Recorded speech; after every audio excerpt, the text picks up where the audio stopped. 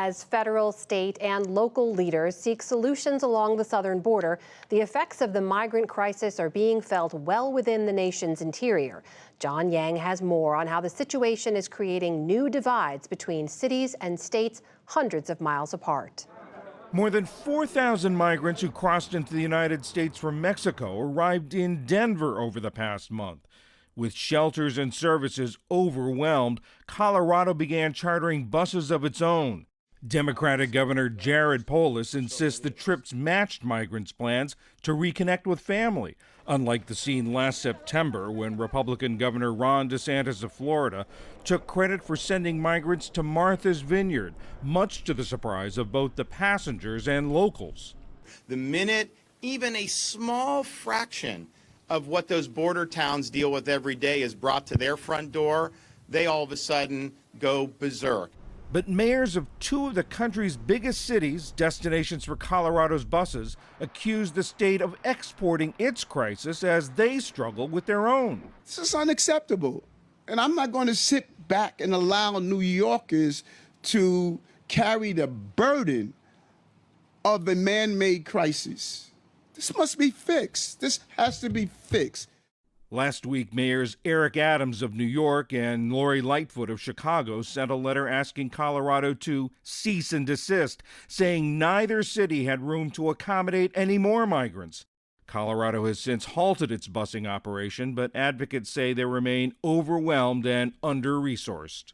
Colorado was allotted $5 million to respond to the migrant crisis, half of that money for Denver. The city has already spent about $1.5 million.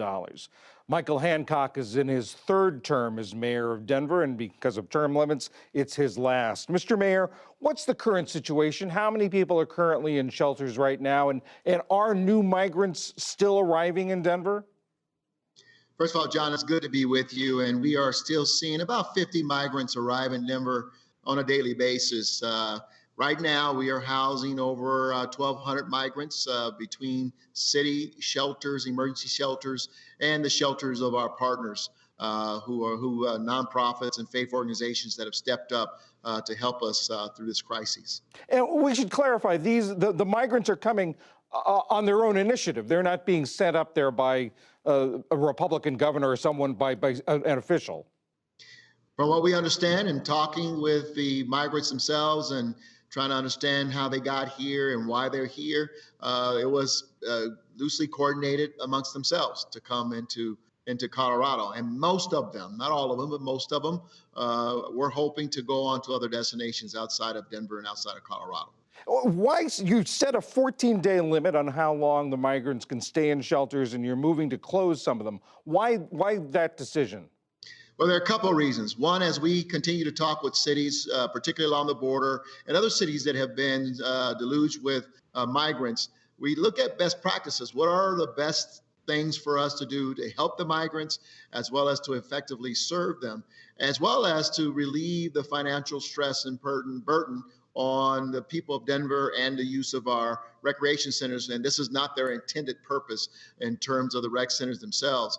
And what we've learned is once a city leans into shelter, it becomes a long-term challenge that is hard to break up. So what we're working to do, not so much as put people out on the street after 14 days, but to really send a clarion call to all of our external partners, nonprofit, faith organizations, as well as other levels of government, state and federal government, that we have to work diligently to assess, authorize, and to properly shelter individuals dispersed throughout Denver and the state of Colorado, wherever they want to go. But we have to return our rec centers to their intended purpose sooner than later.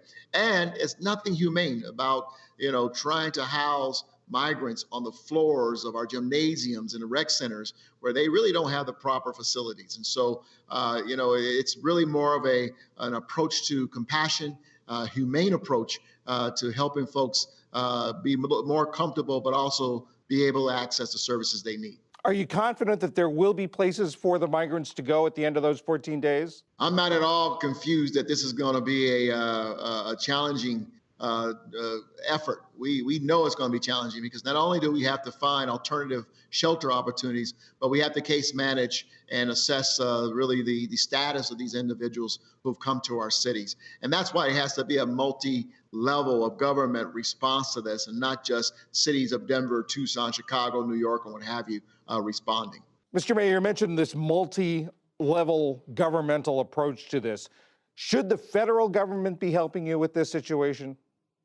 Absolutely. What we're dealing with today, John, is really a failure of Congress and past administrations and to really respond. I got to tell you that the most recent policy released by Biden has been helpful to us to an extent, but we need a long-term strategy. And I've been calling for this for 12 years that I've been mayor of Denver, because we recognize a lot of the challenges that cities like Denver and other cities in the U.S. are dealing with. The frustrations with immigration are due to the lack of policy and direction from the federal government. So the federal government, Congress in particular, needs to do its job and design and bring forward sensible legislation with a sensible pathway to citizenship for migrants who are wanting to come to the U.S. Your city is hundreds of miles from the border. Did you ever imagine that you'd be facing a migrant crisis like this in your own city? No, we knew that there were political games being played. Denver was named as probably one of the progressive cities that they may start shipping migrants to. We didn't really expect them to come to Denver. There's really nothing natural about a migration to Denver for migrants out of Venezuela or El Salvador, wherever they're coming from. We don't really have a Venezuelan population in Denver, and so we're a little surprised that we have such a large surge that has come to our city. Whose responsibility do you think this is? Why is this happening in Denver? You know what? I think a reality is that we have, again, failed to develop a sensible immigration strategy for this nation and to help our border cities, states, and cities to deal effectively with the right resources, with the right safety net systems to help those who want to come to the U.S. And so other cities like Tucson and Denver and Chicago, who may not be necessarily on that border, are being surged with migrants who are looking for opportunity in the U.S. as they have come across, unauthorized for the most part, into the United States. Michael Hancock, Mayor of Denver, thank you very much. John, thanks for having me.